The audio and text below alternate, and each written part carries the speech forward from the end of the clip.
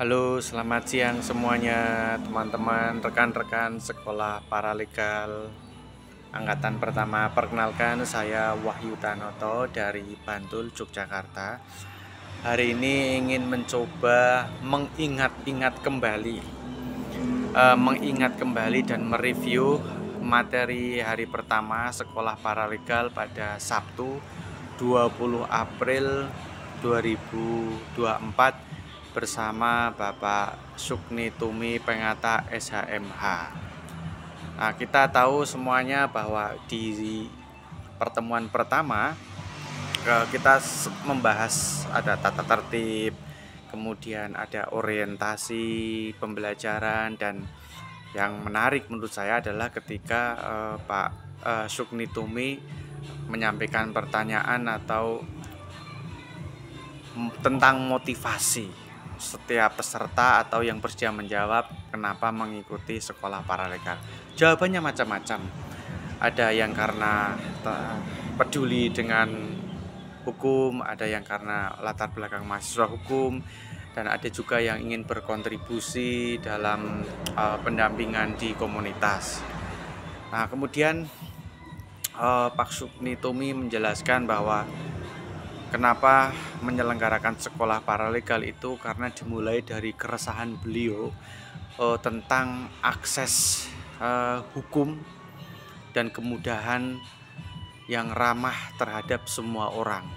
Dan di sana juga menurut Pak Sukni ada persoalan struktural dan kultural hukum. Kemudian apa sih keuntungannya kita mengikuti sekolah paralegal? Yang pasti menambah pengetahuan, menambah skill, menambah relasi atau jaringan, dan yang menarik adalah sangat mungkin menambah pendapatan atau cuan jika kita nanti bisa menjadi paralegal yang diperbantukan untuk advokat. Jadi apa itu paralegal? Menurut Pak Sukni Tumi bahwa paralegal adalah orang yang diperbantukan untuk melayani advokat dalam bidang hukum. Konteksnya adalah siapapun dia, warga negara Indonesia yang berusia 18 tahun, bisa baca, bisa tulis, dan dia warga negara Indonesia bisa menjadi paralegal. Tetapi bedanya dengan advokat bahwa paralegal tidak bisa beracara di pengadilan karena dia bukan advokat yang disumpah. Istilahnya Pak Sukni Tumi bahwa paralegal itu ya seperti junior associate lah atau asistennya advokat.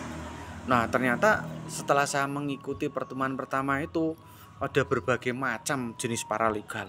Ada paralegal komunitas, ada paralegal wilayah, dan ada paralegal lain. Contohnya misalnya paralegal di desa itu, atau yang kita kenal dengan istilah pendamping desa, itu juga termasuk paralegal ternyata.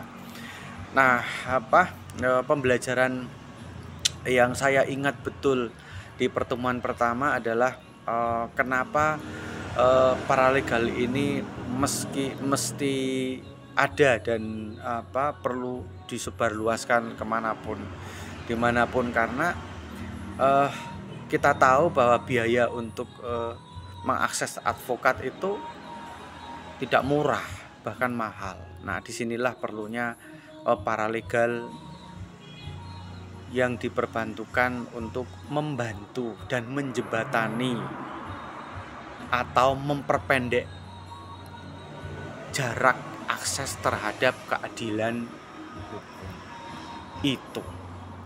Terima kasih.